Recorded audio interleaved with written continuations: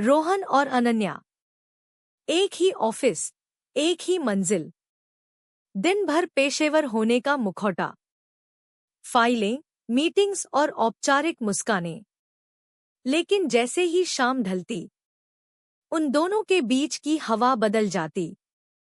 रोहन जब कॉरिडोर से चलता हुआ आता, अनन्या बिना देखे भी उसके कदमों की आहट पहचान लेती। उस पल उसकी उंगलियां कीबोर्ड पर रुक जातीं। और जब अनन्या सामने होती, तो रोहन का ध्यान किसी और चीज पर टिक ही नहीं पाता। उसे उसका शांत रहना खींचता था। जिस तरह वह बोलते समय आंखों में आंखें डालकर बात करती थी, जिस तरह वह हल्की सी मुस्कान के साथ सब कुछ कह देती थी, बिना कहे। एक दिन मीटिंग रूम में, जब सभी लोग बाहर जा चुके थे, अनन्या प्रेजेंटेशन बंद कर रही थी। कमरे में सिर्फ उनकी सांसों की आवाज थी। रोहन ने धीरे से कहा, तुम्हें पता है, जब तुम बोलती हो न, तो मुझे लगता है कि इस कमरे में सिर्फ तुम ही रह जाती हो। अनन्या ने पलट कर देखा। उसकी आंखों में हल्की सी शर्म थी, लेकिन होंठ-होंठ पर एक नन्ही सी मुस्कान। रोहन, यह ऑफिस है, उसने धीमे स्वर में कहा। लेकिन उसकी आवाज उतनी सख्त नहीं थी जितनी होनी चाहिए थी, इसीलिए तो कुछ कह नहीं पाता। रोहन ने एक कदम पास आते हुए कहा। वह बहुत पास था, हद से ज्यादा पास। अनन्या को अपनी सांसों की आवाज साफ सुनाई दे रही थी, और रोहन को उसकी। दोनों के बीच की खामोशी अब आरामदायक नहीं रही थी, वह जलने लगी थी। उस रात ऑफिस असामान्य रूप से शांत था। बत्तियां धीमी थी।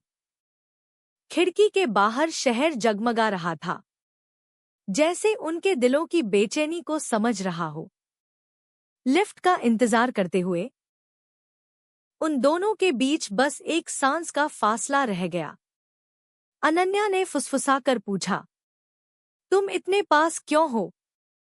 रोहन ने उसकी आंखों में देखते हुए जवाब दिया, क्योंकि अब दूर रहना मेरे बस में नहीं रहा। लिफ्ट के दरवाजे बंद हो गए। खामोशी, सिर्फ दिलों की धड़कनें। रोहन ने धीरे से अपना हाथ अनन्या की कमर पर रखा, जैसे पूछ रहा हो, क्या यह ठीक है? अनन्या पीछे नहीं हटी, बस उसने आंखें बंद कर लीं। और वही काफी था। रोहन ने पहले उसके माथे पर एक हल्का सा चुंबन दिया, फिर आंखों पर, फिर गालों पर। हर चुंबन के साथ अनन्या की सांसें और तेज होती गईं। और जब उनके होंठ मिले, तो वह चुंबन सिर्फ होंठों तक सीमित नहीं था। उसमें वे सारी रातों की चाहत थी, जो उन्होंने खुद से छुपा रखी थी। वह सुकून भी था, और आग भी। अनन्या के हाथ अपने आप रोहन के कॉलर में चले गए। उसने उस चुंबन को रोका नहीं, उसने उसे पूरी तरह महसूस किया। लिफ्ट नीचे पहुंच चुकी थी, लेकिन किसी ने ध्यान ही नहीं दिया। उस रात के बाद ऑफिस उनके लिए एक खतरनाक जगह बन गया। कॉफी ब्रेक ज्यादा लंबे होने लगे। ईमेल्स के बीच नजरों का इशारा। कॉरिडोर में पास से गुजरते हुए उंगलियों का हल्का सा छू जाना। लिफ्ट में चुपचाप लिए गए छोटे छोटे चुंबन, जो दोनों को पागल कर देते। हर मुलाकात अधूरी लगती, हर अलगाव मुश्किल। एक शाम ऑफिस की छत पर हवा तेज चल रही थी।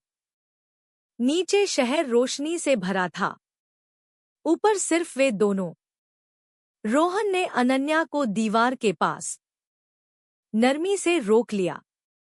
उसके दोनों ओर हाथ टिके हुए।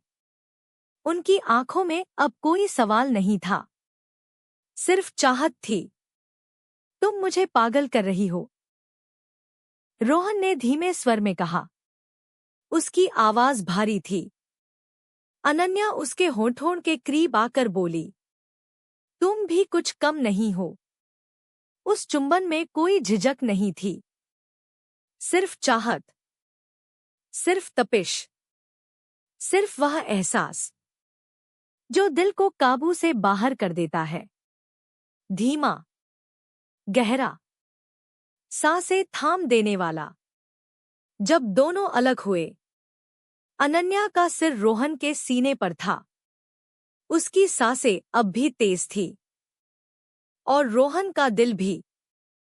रोहन ने उसके बालों में उंगलियां फेरते हुए कहा, ऑफिस के बाहर मैं सिर्फ तुम्हारा हूं। अनन्या मुस्कुराई। उस मुस्कान में भरोसा था, चाहत थी, और मैं तुम्हारी। उस पल वे सिर्फ सहकर्मी नहीं थे, वे दो ऐसे लोग थे जो प्यार, चाहत और आकर्षण के बीच खुद को रोक नहीं पाए और शायद रोकना भी नहीं चाहते थे। ऐसे ही कहानियां सुनने के लिए हमारे पेज को लाइक, सब्सक्राइब और शेयर करें। धन्यवाद।